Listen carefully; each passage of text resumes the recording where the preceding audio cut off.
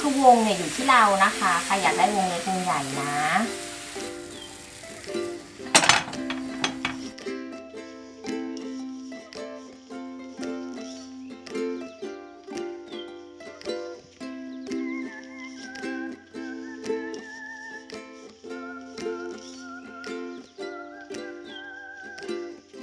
มาทำเครปกันดีกว่าค่ะง่ายๆนะคะอากาศร้อนๆแบบนี้ไม่ต้องคิดอะไรมากไข่ไก่2 ฟอง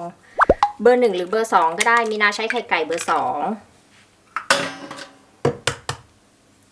ใส่ไปโลดแช่เย็นหรือไม่แช่เย็นก็ได้ค่ะอุณหภูมิห้องก็ได้ไม่มีปัญหาน้ำตาลทรายเนี่ยค่ะมีนาจะใส่ไป1/4 ถ้วยตวงแต่ว่าถ้าใครชอบแบบไม่ชอบหวานเลยก็ไม่ต้องใส่ไป2 ช้อนโต๊ะ3 ช้อนโต๊ะพูนๆได้เหมือนกันก็จะมีไข่2 ฟองนะน้ำตาล1/4 ถ้วยตวงหรือ3 ช้อนโต๊ะ2-3 ช้อนโต๊ะคนทุกอย่างให้เข้ากัน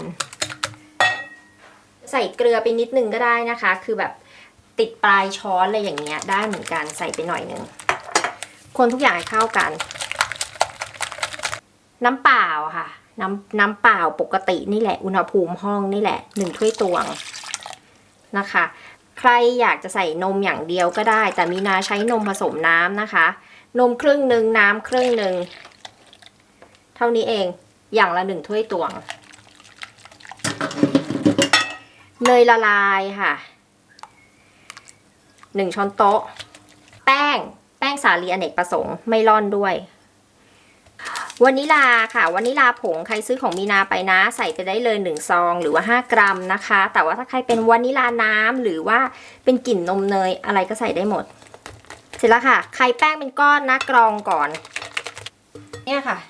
แป้งเป็นแบบนี้ถ้ามันมีความข้นเกินนะคะสามารถเติมนม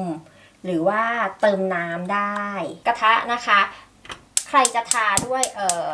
เนยละลายก่อนก็ได้ไม่มีปัญหาตัวนี้แต่ว่ามีนาไม่ทานะคะกระทะตัวนี้มีนาทาเนยละลายแค่ครั้งแรกแล้วครั้งเดียวเท่านั้นแล้วมีนาก็ไม่ทาอีกใส่ไป1 กระบวยครึ่งแล้วมีนาก็ร่อนแค่นี้เองร่อนให้เขาเสมอกันนี่นะคะแป๊บเดียวเองแล้วเราก็เนี่ยกับด้านเขาแค่นี้เองกระทะเนี่ยมันไม่ติดกระทะมันคือเทฟลอนค่ะผสมหินแกรนิตใครที่ซื้อกระทะตัวนี้ของมีนาไปนะคะซื้อกระทะตัวนี้ของมีนาไปก็สามารถทำได้เลยทำเครปทำวัฟเฟิลนะคะทอดไข่ดาวไข่เจียวแต่ว่าในการทอดไข่นั้นเราจะต้องทาเนยก่อนบางๆหรือว่าทาน้ำมันบางๆนะคะทำขนมปังก็ได้นะคะขนมปังที่หน้ากับกระทะตัวนี้ทำได้เหมือนกันตัวนี้ออกมาใหม่ค่ะนี่เสร็จแล้วเห็นไหม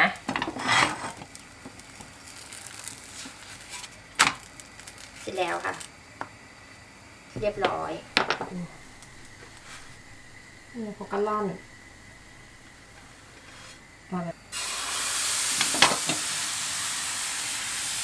กระบวยเดียวก็ได้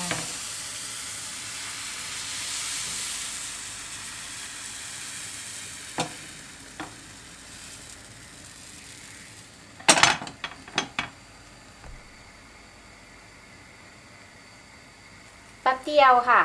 แค่แบบไม่ถึงนาทีอะแล้วเราก็ดูอะเพราะว่ายิ่งกระทะเขาร้อนนะคะเขาก็จะแบบจะร้อนนานแป๊บเดียวค่ะแป๊บเดียวเสร็จแล้วนะคะเดี๋ยวมินาจะให้ดูรูหลุดออกมาขออนุญาต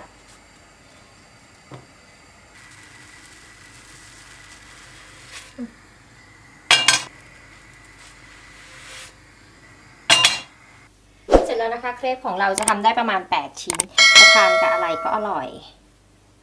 จะบอกว่าเนี่ยค่ะจะฉีกให้ดู